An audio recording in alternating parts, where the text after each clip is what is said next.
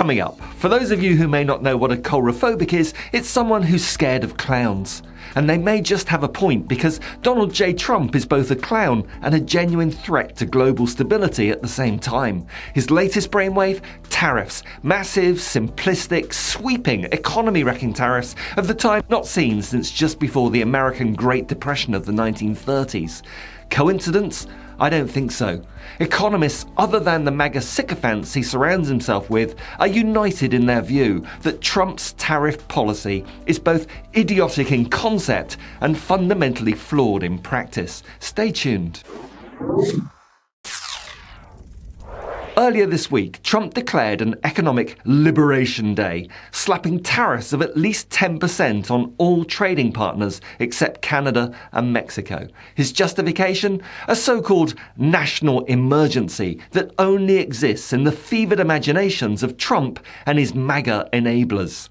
Trump's figures were real, what we call in Britain, back of a fag packet calculations. Those figures in the column Trump has marked tariffs charged to the USA, pure fiction, or as we say in the UK, utter bollocks. Do you know where those figures came from? Well, the New York Times helpfully lifted the lid on the pathetically childish formula behind the figures. The formula is, and pay attention at the back, the USA trade deficit with country X divided by imports from country X divided by 2. Here's the example of China. The USA's trade deficit with China is $291.9 billion, and imports from China are $433.8 billion. Trump is claiming that means that China is charging the USA 67% tariffs on American goods that it imports, and so the so-called reciprocal tariff is half of that because Trump says he's being kind, so 34%. Trump's spokesman earlier said that the model is based on the concept that the trade deficit that the USA has with any given country is the sum of all the unfair trade practices and cheating that that other country has done. The evidence for that statement? Well, there is none. It's just Trump's innate sense of victimhood talking, equating a trade deficit with a tariff. When Trump uses the term reciprocal tariff, it's a great example of what MAGA like to call alternative facts. Look, alternative facts are not facts. They're falsehoods. It is not a reciprocal tariff, just Trump's normal default setting of grievance against anyone and everyone not taking the knee before him. The Financial Times of London calls the tariff formula calculation deeply flawed economically and quotes analysts as saying that they will in any case fail in their aim of getting rid of the USA's trade deficits. But before we get into that, if you're enjoying this video, please hit the like button, share a link on your social media and check you'll subscribe to the channel. Membership of the channel is now open, offering various perks to members, including the option to gain early access to my videos. If you've already joined as a member, do remember to click the bell icon to receive notifications of early availability. When you browse the internet with an unencrypted connection, whether on your phone, computer or other devices, you're inviting all sorts of people to watch everything you do online. Your device is transmitting information which can be viewed by third parties before reaching the intended website. A virtual private network, or VPN for short, is an app that hides your IP address and safeguards your internet connection through an encrypted tunnel. It shields your digital life from anyone looking to capture your private information. The VPN I trust is my sponsor for this video, Private Internet Access.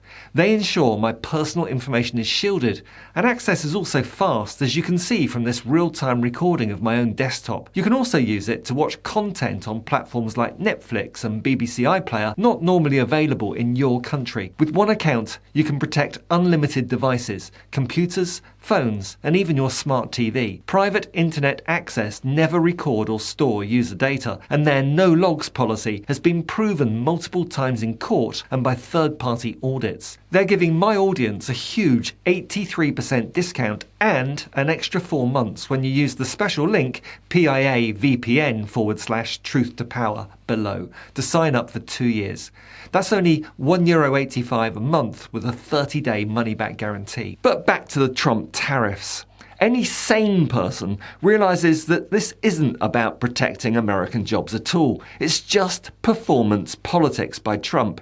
He loves the optics of the art of the deal, while metaphorically and sometimes literally dry humping the stars and stripes. And sure, a few American factories may, only may, see a short-term boost. But the long-term consequences?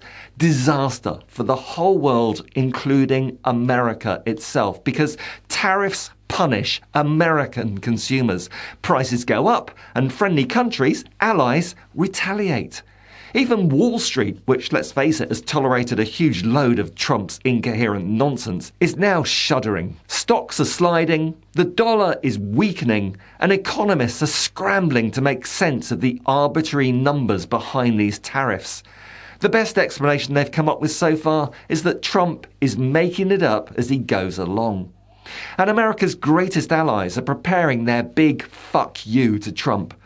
While here in Britain, Keir Starmer is hedging his bets, hoping to carve out an eventual trade deal with the USA, the EU will hit back at Trump's tariffs aggressively. On the table right now are legal restrictions on American tech companies, penalties for American banks, and tariffs locking out American exporters from lucrative European markets, all in addition to the 26 billion euros of truly reciprocal tariffs already announced on steel and aluminium, or aluminum if you prefer, from the USA.